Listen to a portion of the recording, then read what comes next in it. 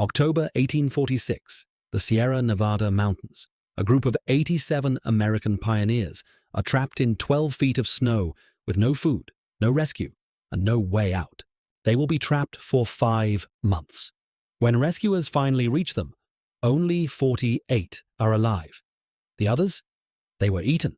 This is the Donner Party, the most disturbing survival story in American history. And it starts with one catastrophically bad decision. Spring 1846. America is obsessed with westward expansion. Thousands of families are packing everything they own into covered wagons, heading to California. The promise of free land, new beginnings, the American dream. Among them, the Reed and Donner families. Wealthy, optimistic, completely unprepared for what's coming. James Reed is confident, maybe too confident. He's read a new guidebook by Lansford Hastings promising a revolutionary shortcut to California. The Hastings cutoff would save 300 to 400 miles. There's just one problem. Hastings had never actually traveled this route with wagons. The group joins a larger wagon train in Missouri, 87 people total. Families with children, elderly couples, young men seeking fortune, all heading to California with dreams in their eyes. Everything starts normally. Progress is steady. Spirits are high. Then they reach Fort Bridger in Wyoming, the point of no return. Here they must choose.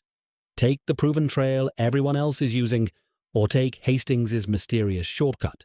Most wagon trains choose the safe route. The Donner Party chooses the shortcut. It will cost them everything. The shortcut immediately proves to be a nightmare. The trail doesn't exist in any meaningful way. They're cutting through dense forest, hauling wagons over boulders, descending cliffs. What should take 2 weeks takes 4, then 6, then 8. They lose weeks they cannot afford to lose. Their food supplies are dropping. Animals are dying from exhaustion. Arguments break out.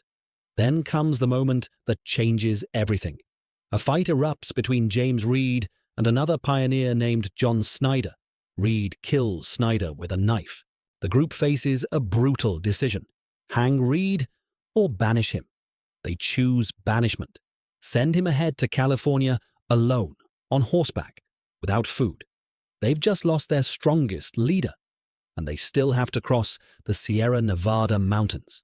October 31st, 1846. Halloween. The group reaches Truckee Lake at the base of the Sierra Nevada. They're almost there. California is just on the other side of the mountains. But something is wrong. The air feels different.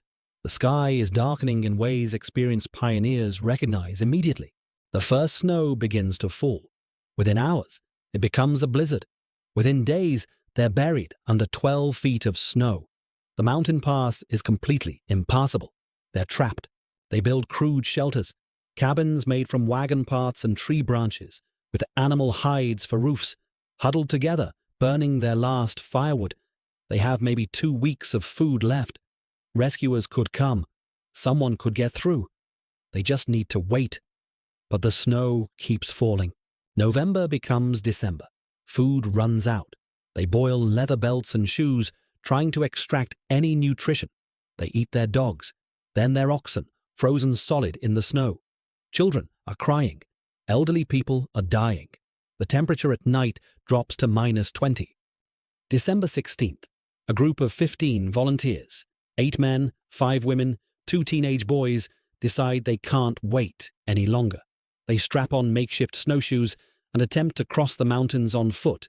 They call themselves the Forlorn Hope. They have 6 days of food. The journey should take a week. It will take 32 days.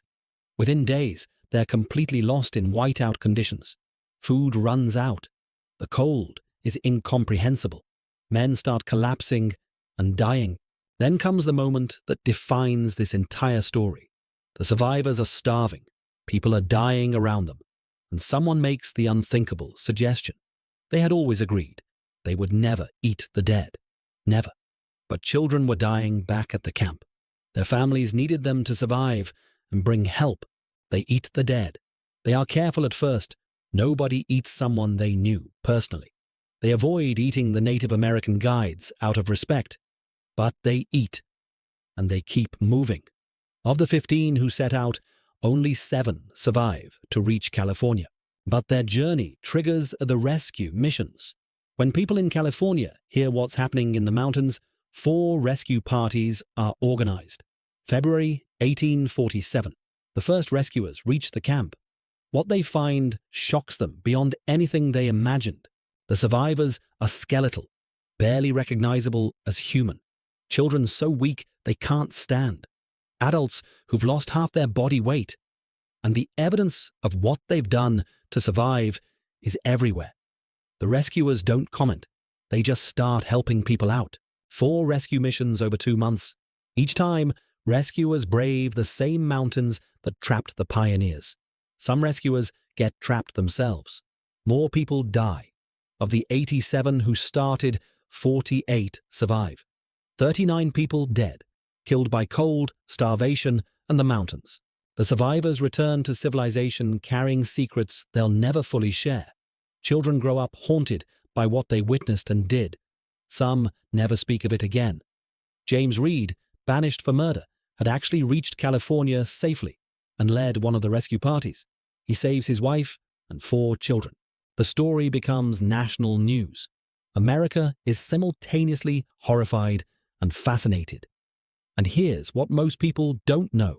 The cannibalism was actually the last resort after weeks of starvation.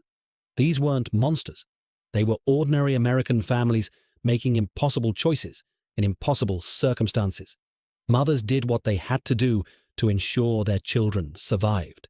Period. But the story permanently changed how America approached westward expansion. No more untested shortcuts, no more late departures, no more trusting guidebooks from people who hadn't made the journey themselves. The Hastings cutoff was abandoned forever. Lansford Hastings, whose dangerous guidebook caused everything, faced no consequences whatsoever. He simply wrote another book. Today, Donner Lake sits peacefully in the Sierra Nevada, a beautiful mountain lake surrounded by pine trees. Tourists swim in summer. Families camp on its shores. A monument marks where the camp stood. Bronze plaques list all 87 names. Stand there long enough and you'll feel it. The weight of what happened. The echoes of that terrible winter of 1846 to 1847. 87 people chasing the American dream. 39 who never made it. The Donner Party isn't just a horror story. It's a story about hope, desperation, impossible choices, and the brutal reality behind the romantic myth of westward expansion. America told itself a beautiful story about manifest destiny, brave pioneers heading west to build a better life. The Donner Party is what that story looked like up close. 87 dreamers, 12 feet of snow, 5 months of hell, and choices that haunted survivors for the rest of their lives. This is the real American frontier, and it all started because someone trusted a shortcut from a man who'd never taken it.